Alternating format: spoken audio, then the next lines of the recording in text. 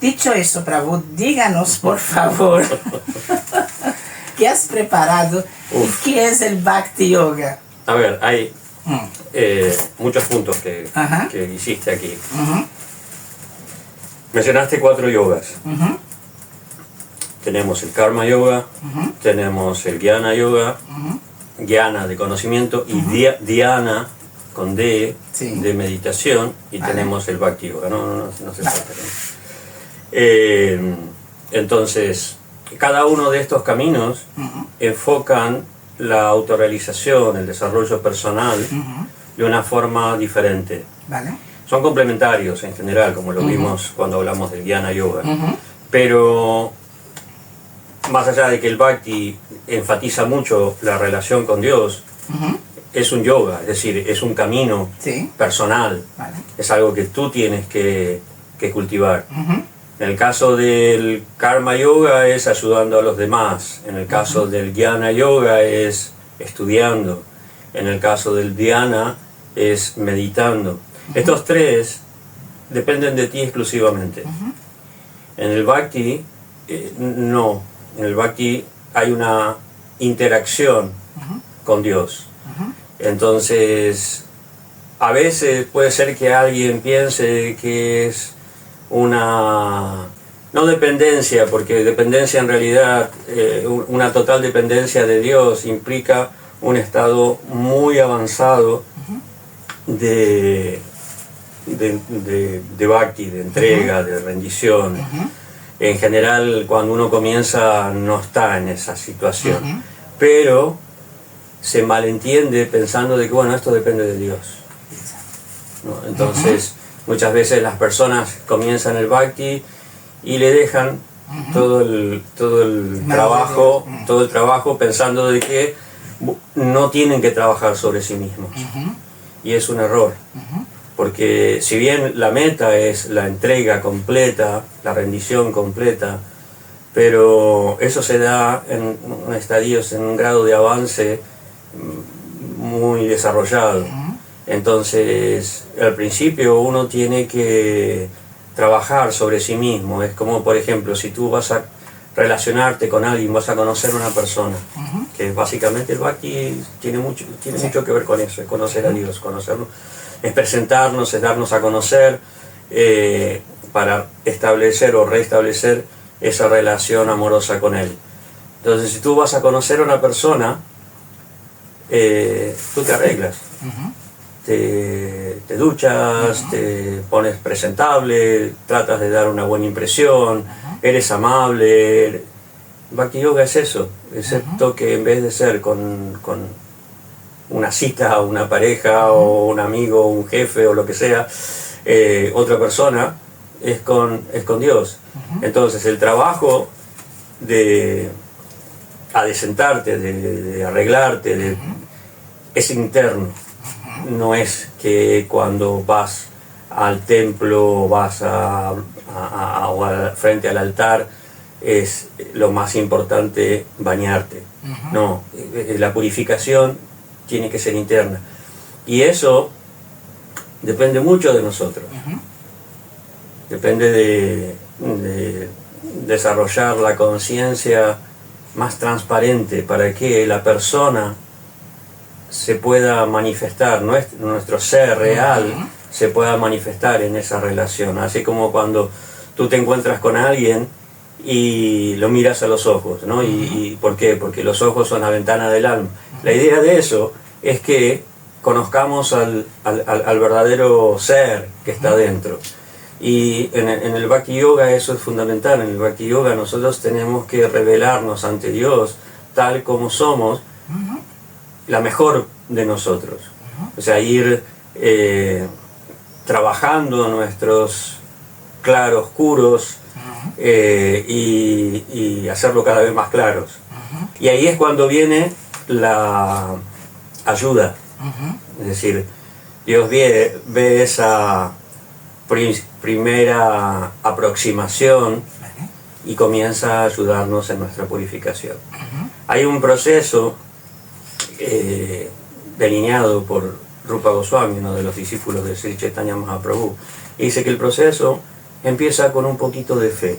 Eso se llama Shraddha, que te hace acercarte, que te hace leer el Bhagavad Gita, que te hace acercarte al templo, que te hace tomar un primer contacto, decir, bueno, vamos a ver de qué trata todo esto, de qué hablan estas personas. Entonces eso requiere un poquito de fe. Alguien te invita a venir, tú dices, bueno, voy a dedicar un tiempo no sé, del domingo de este día y voy a ver de qué trata todo esto. Entonces eso es el comienzo, un poquito de fe. Esa fe, cuando tú visitas y escuchas y dices, bueno, tiene sentido, también da pie a que comiences a practicar algo, a hacer un poco de meditación, a practicar el japa o la recitación del mantra, a leer el Bhagavad Gita, a volver, ¿no? Todo eso es Shraddha, todo eso es un poquito de fe. Esa Shraddha te lleva a Sadhusanga. Sadhusanga quiere decir relacionarte más con personas que ya están practicando el Bhakti Yoga, ¿no? Con devotos. Entonces esa asociación, esa relación te ayuda a conocer mejor el camino y te ayuda a practicar, ¿no? Por ejemplo, ¿no? En el templo los devotos tienen un programa, un sadhana, una práctica de estudio y de meditación y rituales todos los días. Entonces la gente viene y eso es el producto de la asociación del sadhu sangha, ¿no? Entonces eso te lleva a la siguiente etapa, al siguiente nivel. Eso es Vajana Kriya. Vajana Kriya quiere decir, aquellas kriyas son actividades purificantes, ¿no? Y Vajana quiere decir aquellas actividades que tienen que ver con el bhakti, con la adoración. Vajana es adoración a Dios. Entonces, ya sea leer las escrituras, recitar el mantra, la meditación, cantar, ver a los rituales en el altar, o simplemente hacer servicio, ayudar en la cocina, limpiar, o lo que sea, cualquier servicio que sea, ¿no? Cualquier capacidad que uno tenga y quiera ofrecer a Dios, ¿no? Eso es Vajana Kriya.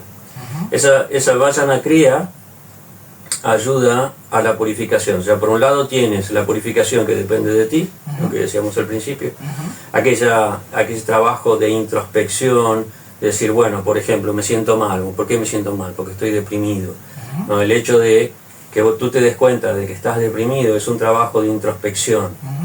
Entonces no es que simplemente te sientes mal, entiendes por qué te sientes mal y de dónde viene eso y cómo lo tienes que trabajar, no todo lo que tú explicabas antes, ¿no? Y vas descubriendo. Y por un lado eso, y la práctica, ¿no? El Vajana Kriya te ayuda a desarrollar resiliencia, por ejemplo, te da fuerza, porque te lleva a experimentar, por ejemplo, la tranquilidad, la paz, la seguridad de tener, por ejemplo, la compañía de los devotos, el soporte de los devotos, y cada vez más descubrir la relación con Dios, ¿no? Ese Vajana Kriya lo que hace es limpiar tu conciencia, y eso se llama Anartha Nivritti. Anartha Nivritti y Anartha son todas las cosas innecesarias, todas las cosas que nos están agobiando en el día a día, y que si uno lo mira fríamente, lo piensa fríamente y dice, ¿y esto para qué me sirve? ¿No? El apego no sé, el prestigio, ¿no? Que estoy tan ansioso porque los demás me acepten, me valoren. No, eso es normal, eso está bien, eso debe estar, porque contribuye a la autoestima, pero que los demás me glorifiquen, por ejemplo. ¿De qué te sirve? Es irreal, es ilusorio, no, es ficticio, ¿no? Porque hoy el día estás aquí y mañana estás aquí abajo, entonces no es tan real. La autoestima no depende de lo que digan los demás, depende de ti, de hasta qué punto tú te valoras. Eso tiene que ver con el autoconocimiento. pero la glorificación, no sé cuántos likes me dieron, ¿no? Cuántos seguidores tengo, ese tipo de cosas, ¿no? Cuánto la gente me aplaude, ¿no? La dependencia de eso es una dependencia. Es para llenar un vacío. Es para llenar un vacío, es una dependencia. Entonces, no, en la medida en que uno desarrolla el autoconocimiento, ya no necesita de eso. En la medida en que tú sabes cuál es tu lado bueno y tu lado malo, te conoces honestamente, no estás pendiente de eso. Y muchas otras cosas, eso es más sutil, pero no, el hecho de tener algo, no sé, el modelo más nuevo de teléfono o ese tipo de cosas, ¿no? Todo eso es anarta. Anarta son cosas innecesarias. ¿Cuáles son nuestras necesidades en la vida? ¿No? Realmente necesitamos todo lo que estamos tratando de conseguir, por todo lo que nos afanamos. Entonces eso se va disminuyendo, se va diluyendo, Narta Nibriti, ¿no? Todas las cosas innecesarias. Uno aprende a dar valor a lo que realmente tiene valor. Y no se estresa y no se afana ni se vuelve loco por aquellas cosas que son relativas, que son momentáneas, que son temporales, ¿no? Todo eso es anarta librita. Y en la medida en que tú te liberas de todas esas anartas, de todas esas cosas innecesarias, se establece una conciencia de calma interna y te conoces mejor a ti mismo y puedes presentarte a la otra persona con más naturalidad, con más transparencia, ¿no?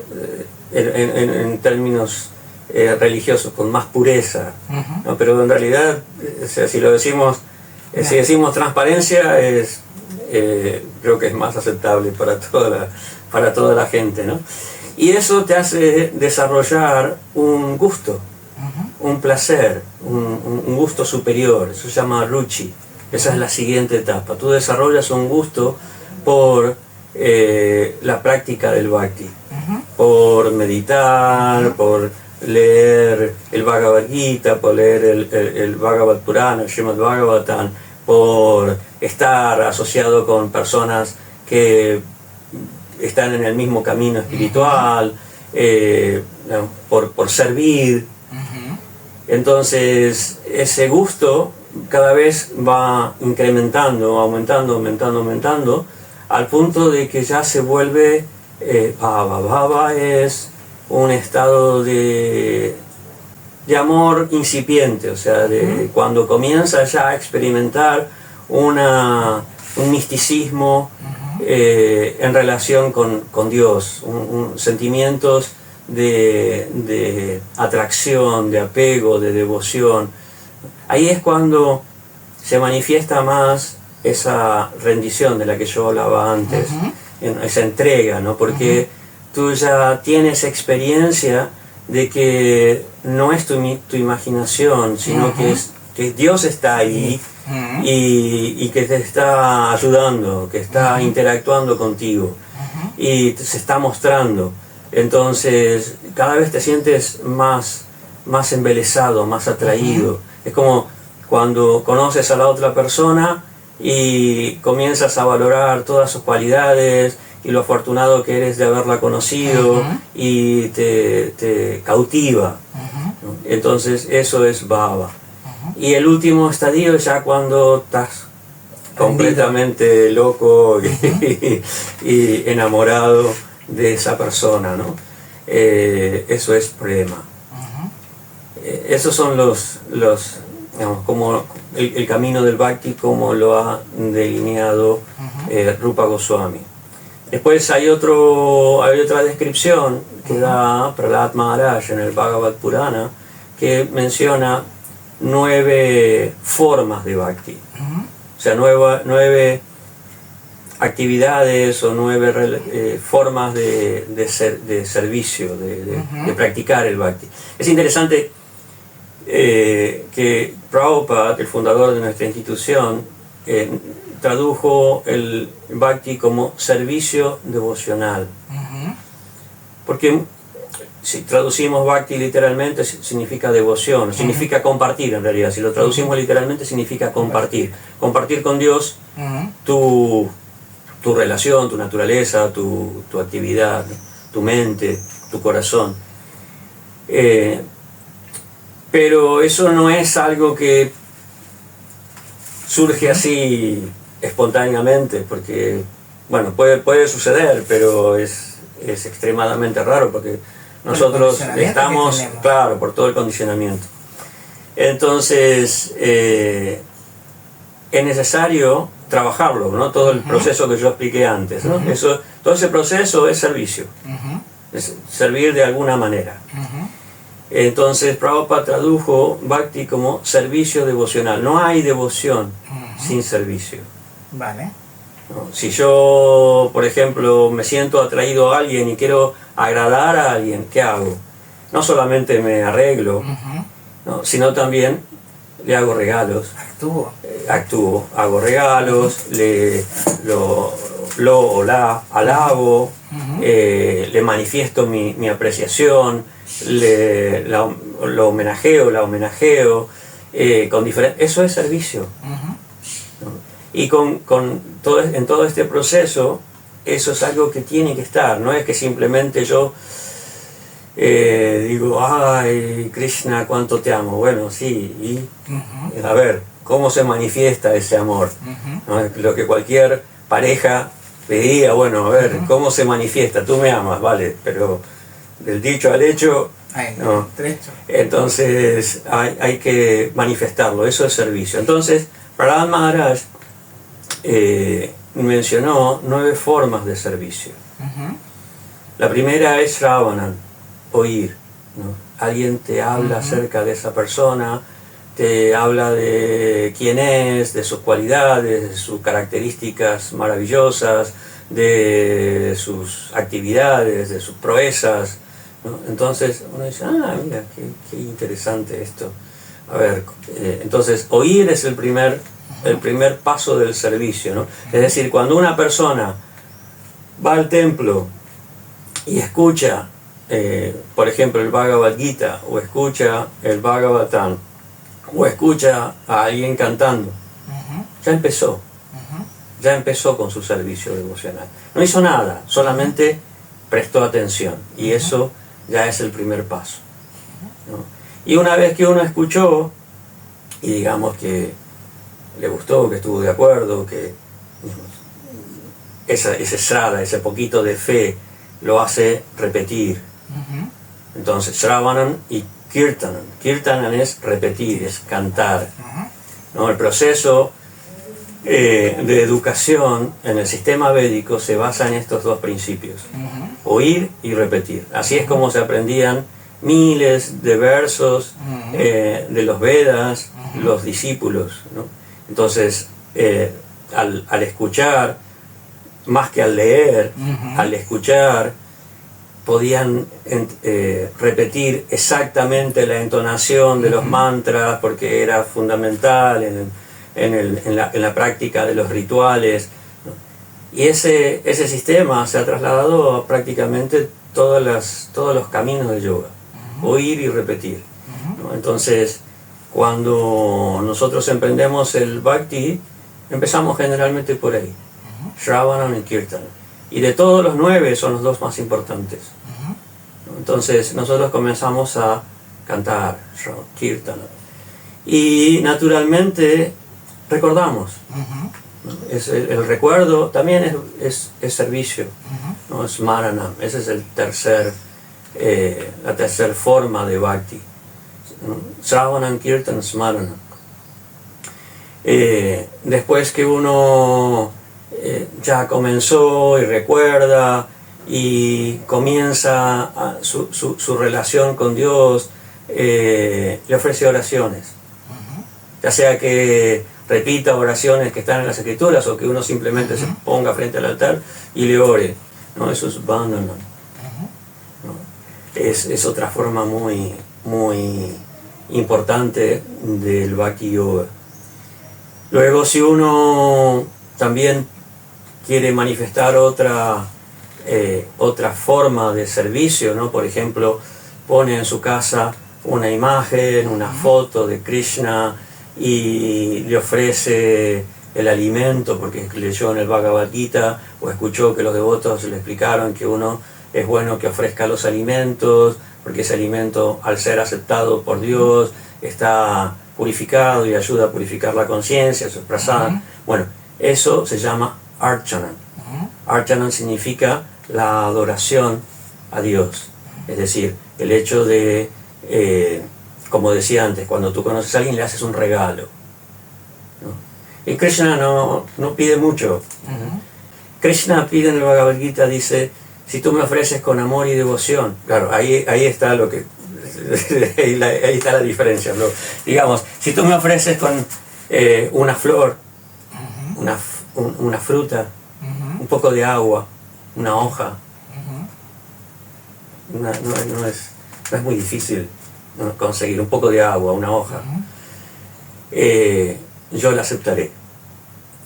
Y eso es la base de la archana, que nosotros le ofrecemos a Dios algo que en realidad nos lo dio Él, es de Él, ¿no? Yo siempre digo, es como cuando, es un ejemplo que escuché, no me acuerdo si de una clase de Prabhupada, pero siempre me resultó muy ejemplificador, ¿no? Cuando un niño en la mesa, en el desayuno, agarra un pan, lo unta con mantequilla o con mermelada y se lo ofrece al padre, ¿no? Y eso, el pan y la mantequilla, la mermelada, la compró el padre, la puso él ahí. No, pero el hecho de que el niño tome eso y se lo ofrezca, la ofrenda, es lo importante. El padre se siente muy feliz y agradecido, maravillado, ¿no?, de esa actitud. Esa es esa devoción. Esa es la forma en que Krishna acepta una ofrenda, aunque sea simple, la actitud, ¿no? Y por eso dice con amor y devoción. Entonces eso es archana. Vandanan, archan, dasyan. Dasyan significa, no, padasevana, es el otro antes. Padasevana significa desarrollar una actitud muy humilde en relación con Dios. Pada es pies, sevanan es servicio. Servir a los pies, ¿no?, que, bueno, es la forma en que se hace, por ejemplo, la adoración de las deidades en el altar. Siempre se comienza por los pies, ¿no?, porque de esa manera uno muestra o va desarrollando su entrega, su rendición. Lo que decíamos que llega al final, pero uno ya lo va cultivando de esa manera, esa actitud humilde. Porque es algo, la humildad es algo que el ser humano tiene que trabajar mucho. Entonces, eso nos ayuda a cultivar esa actitud. Y también significa, Padasevana también se entiende como usar los pies al servicio de Dios, y no significa jugar al fútbol, ¿no? Significa, en Buenos Aires los devotos solían ir a jugar al fútbol, pero eso no se consideraba servicio, eso no estaba en la categoría de servicio devocional. Significa, por ejemplo, caminar al templo, o hacer un peregrinaje por lugares sagrados, ¿no? Es algo muy común en todas las religiones. Y es algo muy sano. Sí. Entonces, purificador. Es una parte importante de los 9 procesos del servicio devocional. Y después, Dasyan. Dasyan significa volverse un sirviente, es decir, no solamente hacer servicio, sino desarrollar la conciencia, yo soy un siervo de Dios. Desarrollar esa mentalidad. Entonces, cuando tú desarrollas esa mentalidad, todo lo que haces es servicio. Todo lo que haces es bhakti. Porque ya tienes, porque el bhakti es un estado de conciencia. El bhakti es la conciencia de nuestra posición de la posición de Dios y la relación de ambos. ¿Cuál es nuestra relación? La conciencia de que yo soy parte de Dios, ¿no? Y como la parte y el todo están conectados, están unidos, esa es mi relación. ¿No? Entonces, cuando tú tienes esa conciencia, todo lo que haces va a estar conectado, ¿no? No vas a hacer cosas que corten esa conexión, porque no es ya no es tu naturaleza, ya no es tu conciencia. Entonces siempre vas a estar meditando, siempre vas a estar consciente de que tu vida depende de él, tu bienestar, tu seguridad, tu felicidad, todo depende de él. Entonces, bueno, todo lo que hagas va a tener esa devoción, ese sabor, esa naturaleza. Y Sakyan es la siguiente forma de servicio devocional. Sakyan quiere decir desarrollar amistad, una actitud amistosa, una actitud de... Así como Dasyan significa esa conciencia de ser un sirviente de Dios, Sakyan significa tener una conciencia de amistad con Dios, ¿no? Es una relación más íntima, más cercana, más espontánea, que hace que te des cuenta de que nada de lo que Dios te manifieste o te diga, o las situaciones que te encuentras en la vida, es para hacerte sufrir, o cualquier cosa negativa que te suceda. Entiendes que en última instancia va a tener un propósito, va a ser una forma de aprender, de enseñanza, de aprendizaje, y no como por ejemplo el devoto avanzado no teme a la muerte. Krishna dice en el Bhagavad Gita, Dhirastatra no mujyati, ¿no? Cuando llega el momento de la muerte, el dhira quiere decir aquella persona que no se perturba, que está en un estado de conciencia estable, casi podríamos decir imperturbable ante los peligros de la vida. Esa persona ante el cambio de cuerpo, ante el hecho de la muerte, no se altera en lo más mínimo. ¿Por qué? Porque está firmemente establecida en esa conciencia espiritual, en esa seguridad con Dios. Entonces sabes que Dios es tu amigo y que Él no te va a dañar, que no te va a perjudicar en ninguna forma. Ahí ya no hay crisis de fe. Ahí ya no hay ningún tipo de duda ni de crisis, ¿no? Porque sabes que esta persona es quien más me quiere. Y Atmaniveda sería la etapa final, aunque no es una progresión. Yo lo he presentado un poco como una progresión, pero no es una progresión. O sea, si uno puede alcanzar la autorrealización con Sravana solamente. Atmaniveda significa la entrega total. Es decir, esa rendición de la que yo hablaba antes, ¿no? Que tú dices lo que quieras, ¿no? Haz de mí lo que quieras, está todo bien, no tengo nada aparte de ti, ¿entiendes? No tengo intereses aparte de mi relación contigo, ¿no? A veces una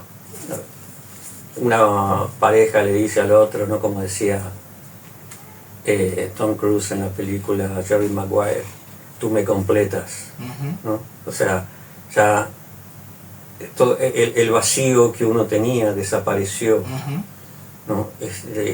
Dios ha llenado completamente tu corazón, y cuando hablamos de Dios no estamos hablando cuando hablamos de Krishna no estamos hablando de alguien que está lejos, sino del todo, de la verdad absoluta. Entonces tú me llenas, me completas, ¿no? Entonces no tengo nada separado. Eso es la entrega total. Entonces, bueno, eso es limitadas y pocas palabras lo que yo entiendo del Bhakti, no sé si